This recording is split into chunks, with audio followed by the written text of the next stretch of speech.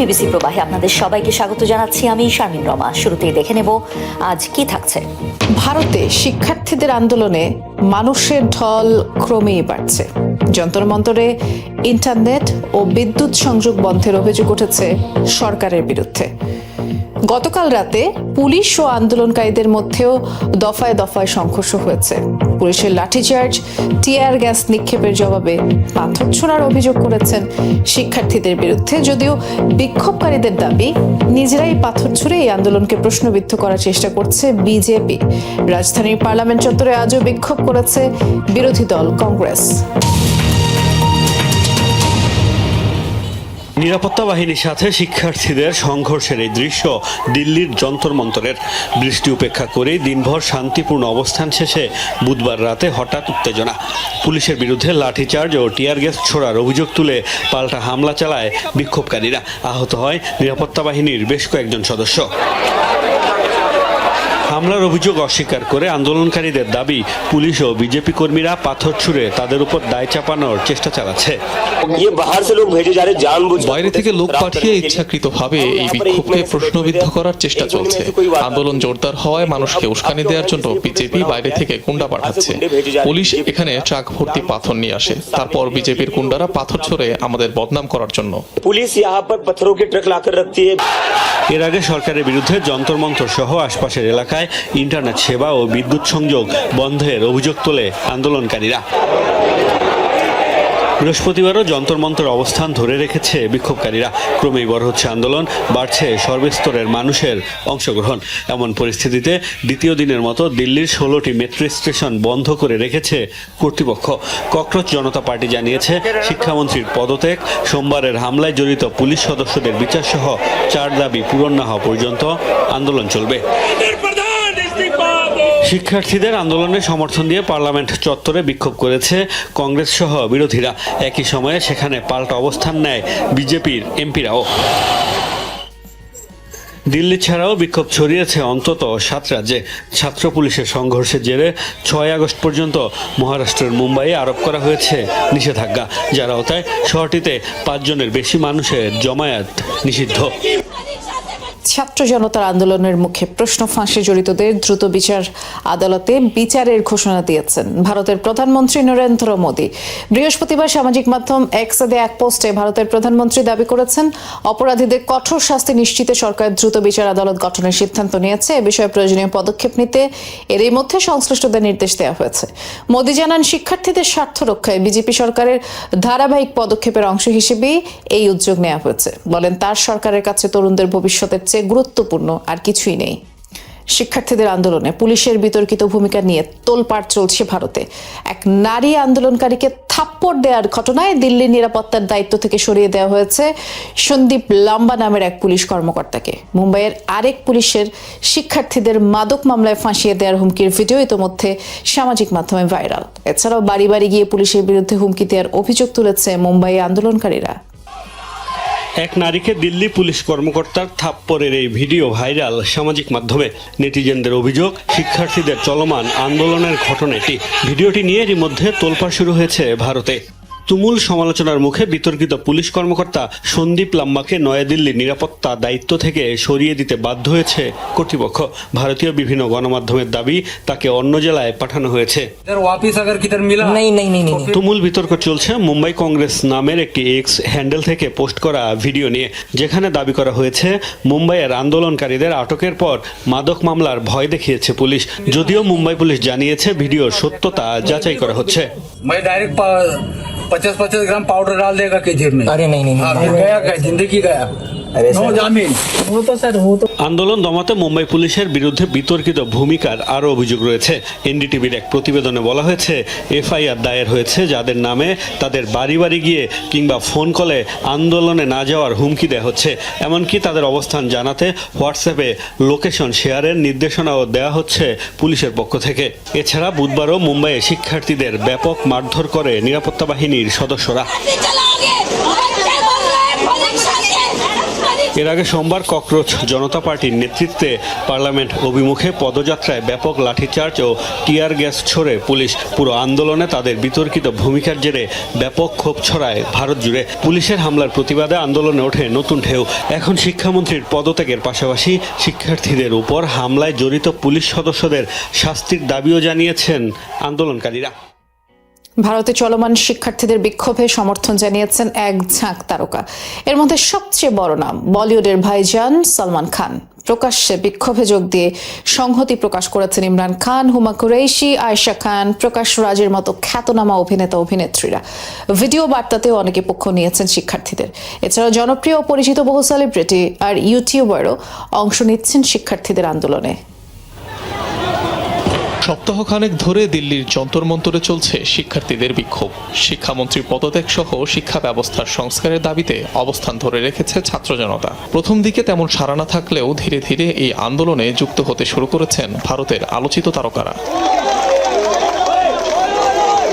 বলিউড তারকাদের নীরবতা ভেঙে শিক্ষার্থীদের পাশে থাকার ঘোষণা দিয়েছেন সালমান খান। বুধবার রাতে সামাজিক মাধ্যমে দেয়া এক পোস্টে আন্দোলনরত শিক্ষার্থীদের সাহস ও ধৈর্যের প্রশংসা করেন তিনি।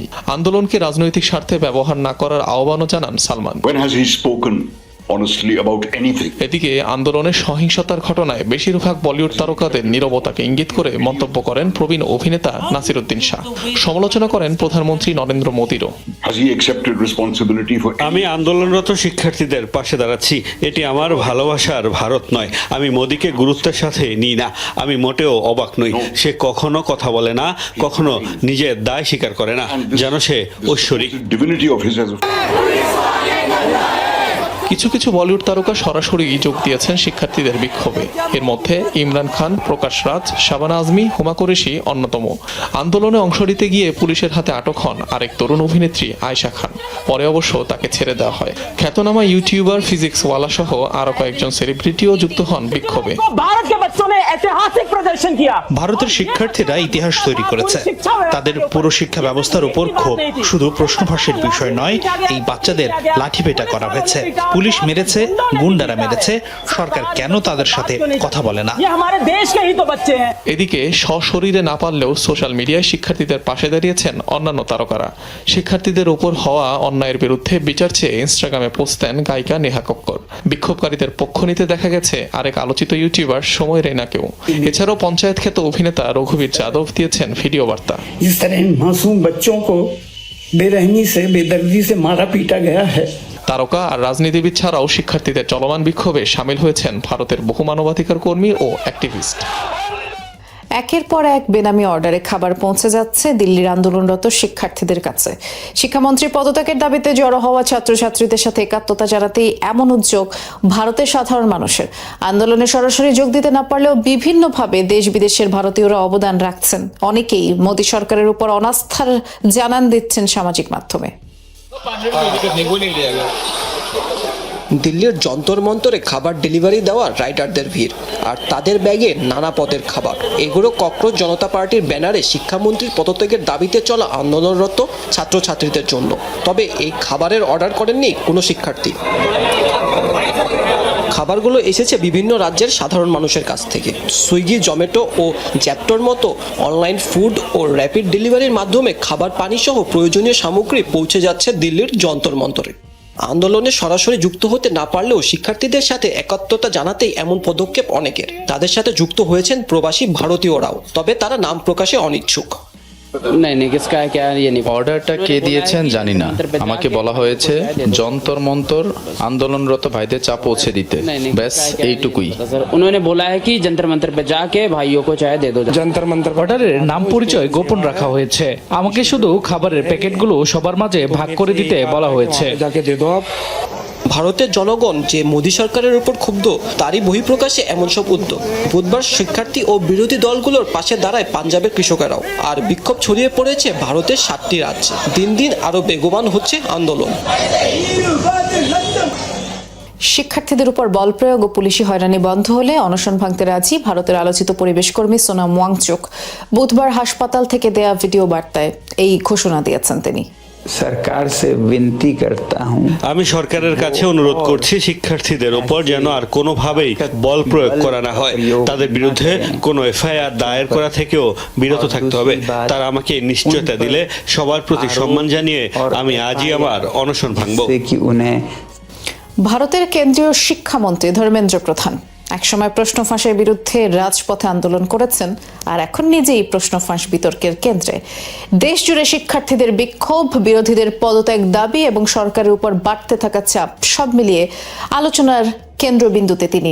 একসময় বিজেপির ছাত্র সংগঠনের সদস্য ধর্মেন্দ্র দীর্ঘদিন ধরেই নরেন্দ্র মোদী এবং অমিত শাহর বিশ্বস্ত হিসেবেই পরিচিত। स्कूल शिक्षा मंत्रियों की सम्मेलन में ভারতের ওড়িশা রাজ্যে 1969 সালে জন্ম ধর্মেন্দ্র প্রধানের। রাজনীতির হাতেখড়ি ছাত্র জীবনেই অখিল ভারতীয় বিদ্যার্থী পরিষদ বা এবিভিপির কর্মী হিসেবে শুরু। এরপর বিজেপির যুব সংগঠন ভারতীয় জনতা যুব মোর্চার নেতৃত্বে উঠে আসেন। ধাপে ধাপে হয়ে ওঠেন দলের অন্যতম গুরুত্বপূর্ণ মুখ। ওড়িশার রাজনীতি পেরিয়ে জায়গা করে নেন জাতীয় পর্যায়ে। লোকসভা ও রাজ্যসভার সদস্য হিসেবে দায়িত্ব পালনের পাশাপাশি নরেন্দ্র মোদীর মন্ত্রিসভায় পান একের পর এক গুরুত্বপূর্ণ মন্ত্রণালয়ের দায়িত্ব। প্রথমে পেট্রোলিয়াম ও প্রাকৃতিক গ্যাস, পরে ইস্পাত ও দক্ষতা উন্নয়ন মন্ত্রণালয়। 2021 সালে ভারতের শিক্ষা মন্ত্রণালয়ের দায়িত্ব পান ধর্মেন্দ্র প্রধান। 2024 সালে মোদীর তৃতীয় মেয়াদের সরকারেও সেই দায়িত্ব বহাল থাকে। 1997 সালে ওড়িশা একটি প্রশ্ন ফাঁসের অভিযোগকে কেন্দ্র করে আন্দোলনে নেতৃত্ব দিয়েছিলেন তৎকালীন ছাত্রনেতা ধর্মেন্দ্র প্রধান। সেই আন্দোলনে পুলিশের লাঠিচার্জেও আহত হয়েছিলেন তিনি। গেল কয়েক বছর ধরে নরেন্দ্র মোদী এবং অমিত শাহর রাজনৈতিক কৌশল বাস্তবায়নের অন্যতম কারিগর তিনি। তার দূরদর্শিতার কারণেই ওড়িশায় প্রায় 25 বছর ধরে রাজত্ব করা বিজেপির পতন হয়। ছাত্রনেতা হিসেবে প্রশ্ন ফাঁসের বিরুদ্ধে আন্দোলন থেকে শুরু করে শিক্ষা ব্যবস্থার নেতৃত্ব ধর্মেন্দ্র প্রধানের রাজনৈতিক পথচলা ছিল দীর্ঘ এবং সফল। কিন্তু এখন সে পথচলার সবচেয়ে কঠিন পরীক্ষার মুখে তিনি। কারণ প্রশ্ন কেবল একটি পরীক্ষা নিয়ে নয়, প্রশ্ন কোটি শিক্ষার্থীর ভবিষ্যৎ, আর সেই ভবিষ্যৎ রক্ষায় সরকারের সক্ষমতা নিয়েও। আগ্রাসীদের বিরুদ্ধে প্রতিরক্ষায় আই ফর অ্যান আই অর্থাৎ চোখের বদলে চোখ নীতি অনুসরণ করবে ইরান, এমন হুঁশিয়ারি দিয়েছেন দেশটির পররাষ্ট্রমন্ত্রী আব্বাস আরাকচি। মার্কিন বাহিনী সরে না গেলে হরমুজ প্রণালী দিয়ে এক ফোঁটা তেল রফতানি করতে দেওয়া হবে না, হুমকি পার্লামেন্ট স্পিকার বাঘের গালিবাফের। এর বিপরীতে ডোনাল্ড ট্রাম্পের চোখ রাঙানি, হরমুজে কোনো জাহাজ আক্রান্ত হলে ধ্বংস করা হবে ইরানের অবকাঠামো। মার্কিন সেনা হত্যার প্রতিশোধের হুমকিও দিয়েছেন। যুদ্ধবিরতি ভেস্তে গেছে আগেই, আলোচনার বদলে বাড়ছে হুমকি, শক্তি প্রদর্শন। আরও ভয়াবহ রূপ নিয়েছে মধ্যপ্রাচ্যের সংঘাত। অনমনীয় যুক্তরাষ্ট্র ইরান পাল্টাপাল্টে হুমকি ধামকিতে আরও কঠোর অবস্থানের জানান দিচ্ছে দুপক্ষ। ডোনাল্ড ট্রাম্পের হুঁশিয়ারি, হরমুজ প্রণালীতে প্রতিটি জাহাজে হামলার জবাবে ইরানের একটি সেতু অথবা বিদ্যুৎ কেন্দ্র ধ্বংস করবে মার্কিন বাহিনী। মধ্যপ্রাচ্যে সেনা নিহতের প্রতিশোধ নেয়ার কথাও জানান। তাদের উপর এত জোরালো আঘাত করা হচ্ছে যে তারা আমাদের সাথে চুক্তি করতে চাইছে, কিন্তু আমার মনে হয় তারা এখনো প্রস্তুত নয়। যখনই চুক্তির কথা হয় নতুন নতুন পরিবর্তন দাবি করে। আমরা ইরানের বিরুদ্ধে জয়ী হতে চলেছি, আর এটা নিশ্চিত করতে যাচ্ছি যাতে আর কখনো তারা ঘুরে তাকাতে না পারে।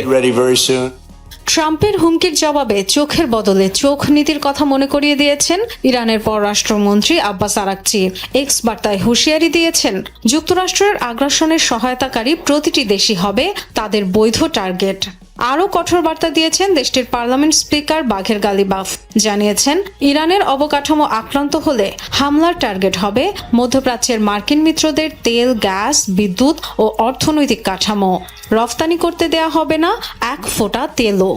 লোহিত সাগরে সৌদি আরবের দুটি তেলবাহী ট্যাঙ্কারে হামলা চালিয়েছে হুতি বিদ্রোহীরা। সৌদি কর্তৃপক্ষ এই তথ্য নিশ্চিত করেছে।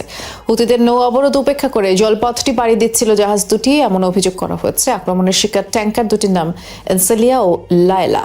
অন্তত একটি জাহাজে সরাসরি আঘাত হানে কয়েকটি ক্ষেপণাস্ত্র, ড্রোন। এতে নৌযানটিতে আগুন ধরে যায়। সম্প্রতি লোহিত সাগরের বাব এল মানদেব প্রণালীতে সৌদি আরবের বিরুদ্ধে নৌ অবরোধ জারি করে ইয়েমেনের হুতি বিদ্রোহীরা। নিরাপত্তা উদ্বেগে হরমুজের পর অচলাবস্থার মুখে আরেক গুরুত্বপূর্ণ নৌপথ বাব এল মানদেব প্রণালী। পণ্যবাহী জাহাজে হুতিদের হামলা আর হুমকির জেরে নৌ চলাচল উল্লেখযোগ্যভাবে কমে গেছে লোহিত সাগরে। এমন পরিস্থিতি শুধু মধ্যপ্রাচ্য নয়, বৈশ্বিক জ্বালানি নিরাপত্তার জন্য নতুন অনিশ্চয়তার বার্তা হিসেবেই দেখছেন বিশ্লেষকরা। মধ্যপ্রাচ্যের সংঘাতে হরমুজ প্রণালীর পর এবার উত্তেজনার কেন্দ্র বাব আল মানদেব। নতুন করে শঙ্কায় পড়েছে বৈশ্বিক জ্বালানি সরবরাহ ও আন্তর্জাতিক বাণিজ্য।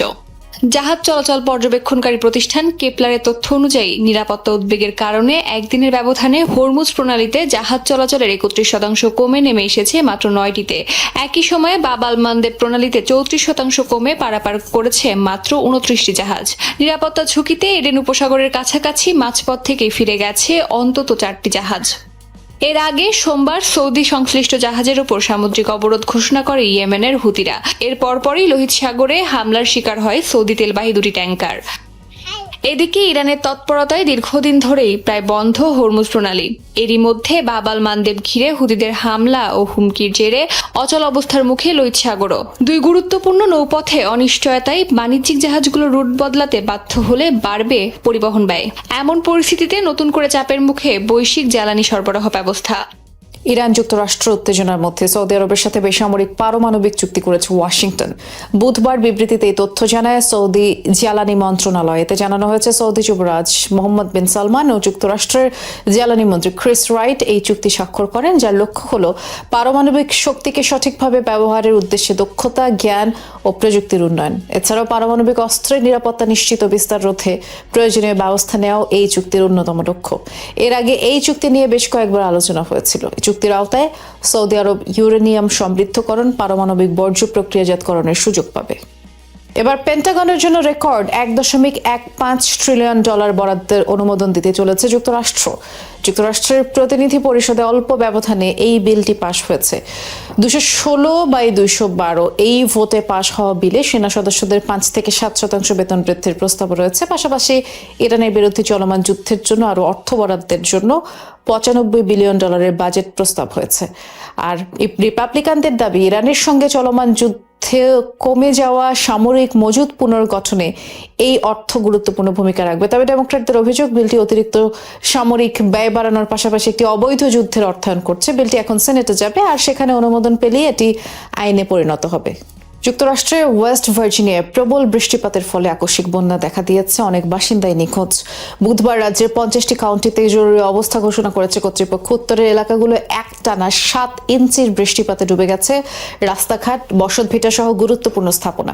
ডুবে যাওয়া ঘরবাড়িতে আটকে পড়া মানুষকে উদ্ধারে পাঠানো হয় 500 সদস্যের একটি উদ্ধারকারী দল। 19টি হেলিকপ্টার নিয়ে শতাধিক মানুষকে উদ্ধার করতে সক্ষম হয় তারা। আর ক্ষতিগ্রস্তদের জন্য 3টি আশ্রয় কেন্দ্র খোলা হয়েছে বলে জানায় ওয়েস্ট ভার্জিনিয়ার গভর্নর। আশ্রয় কেন্দ্রগুলোতে স্থানীয়দের ভিড় বাড়ছে, আর পানি নেমে যাওয়ার কোনো জায়গা না থাকায় ভারী বৃষ্টির কারণে এই বন্যা পরিস্থিতি সৃষ্টি হয়েছে বলে আবহাওয়াবিদরা জানিয়েছেন। ভারতের আসামে ভয়াবহ বন্যায় আরও 31 জন প্রাণ হারিয়েছে, শতাধিক নিখোঁজ। এ নিয়ে চলতি মৌসুমে মৃতের সংখ্যা বেড়ে দাঁড়িয়েছে 50 জনে। পানিবন্দী 16 জেলার 8 লাখ মানুষ বুধবার নতুন করে প্লাবিত হয়। রাজ্যটির নাগাল্যান্ডের সীমান্তবর্তী 3টি জেলা। টানা বৃষ্টিতে তলিয়ে আছে মাইলের পর মাইল, ডুবেছে রাস্তাঘাট, ঘরবাড়ি। কেবল শিবসাগর জেলাতেই পানিতে ডুবে মারা গেছে 2 শিশু সহ অন্তত 20 জন। আসামে ক্ষতিগ্রস্তদের 4 লাখ টাকা এককালীন আর্থিক সহায়তা দেওয়া হবে বলে কর্তৃপক্ষ জানিয়েছে। অরুণাচল ও নাগাল্যান্ডে অবিরাম বর্ষণের ফলে অনাকাঙ্ক্ষিতভাবে পাহাড়ি ঢল নেমে এসেছে।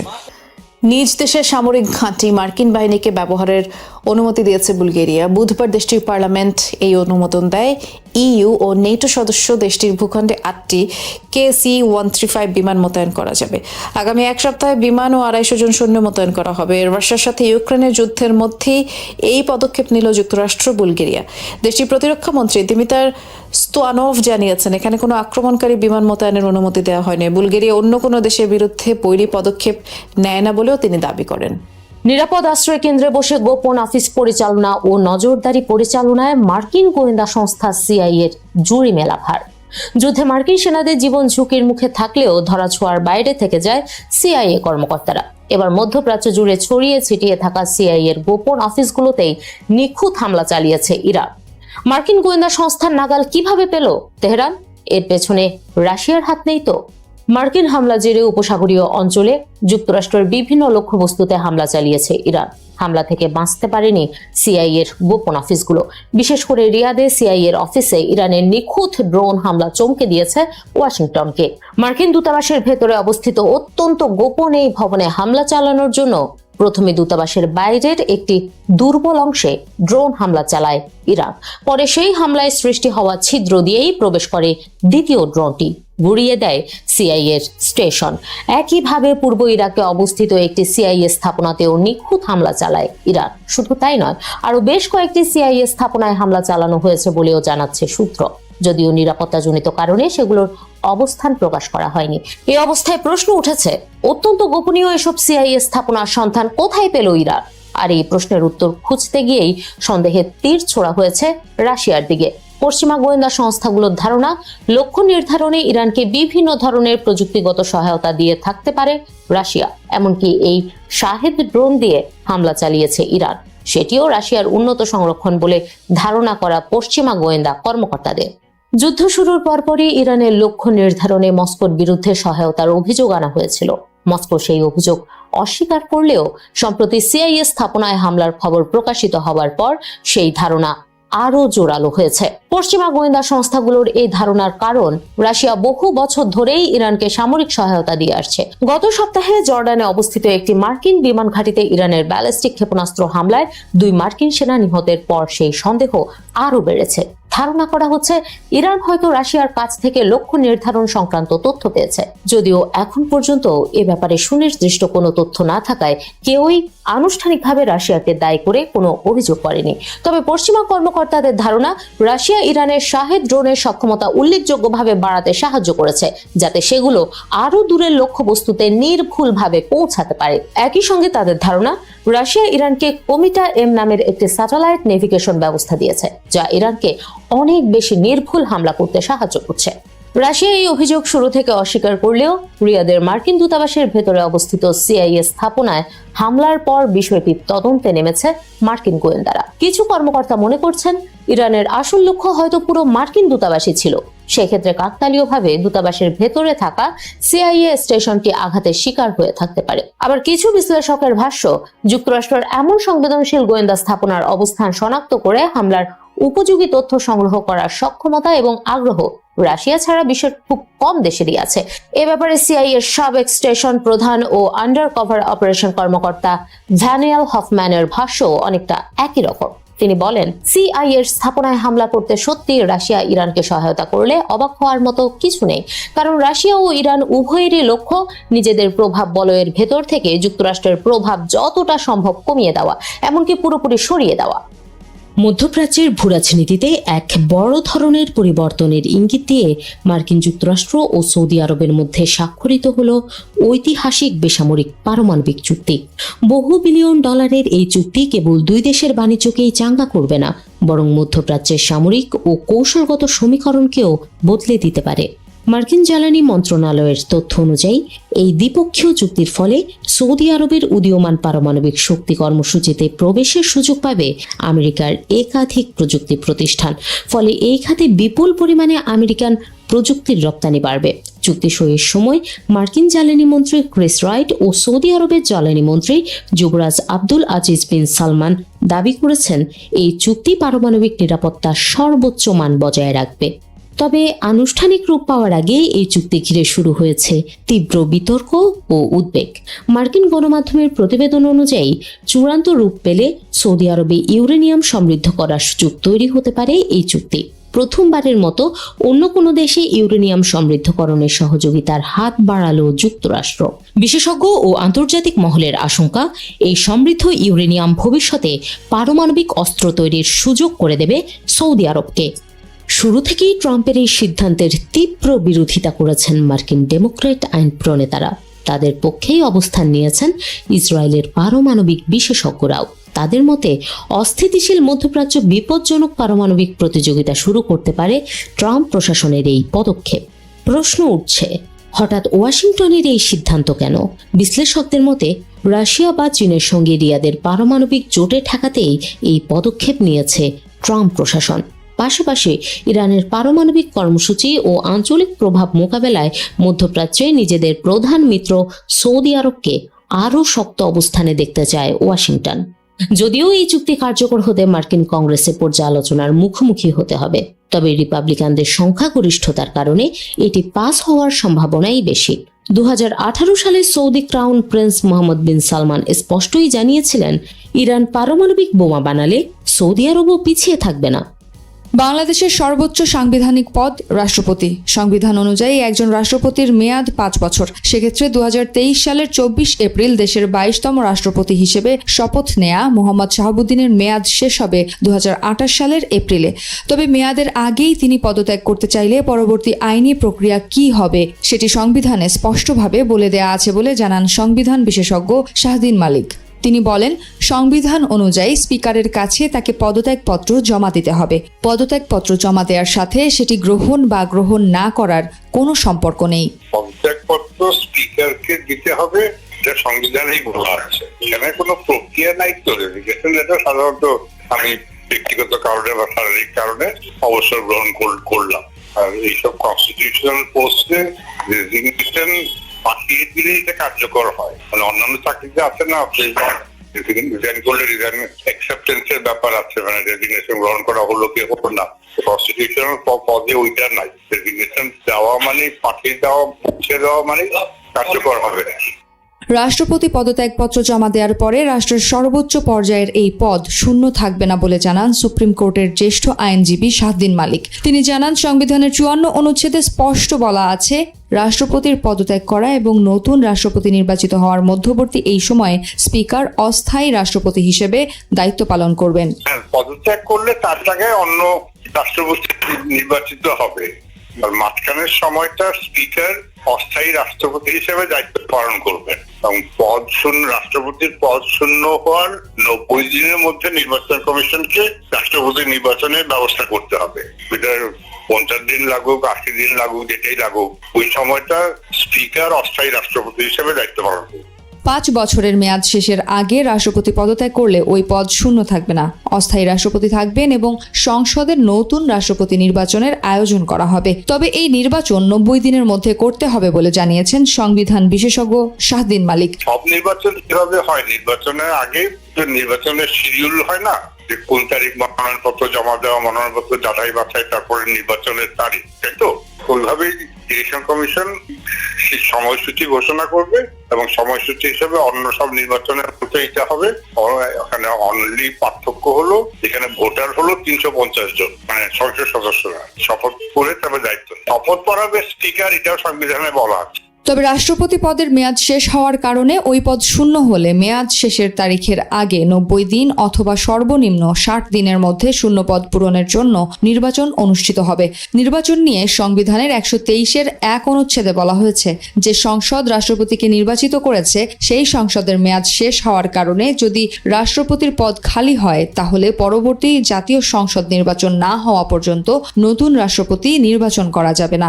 জাতীয় সংসদ নির্বাচন শেষ হওয়ার পর নতুন সংসদের প্রথম বৈঠকের দিন থেকে 30 দিনের মধ্যে শূন্যপদ পূরণের জন্য নির্বাচন করতে হবে।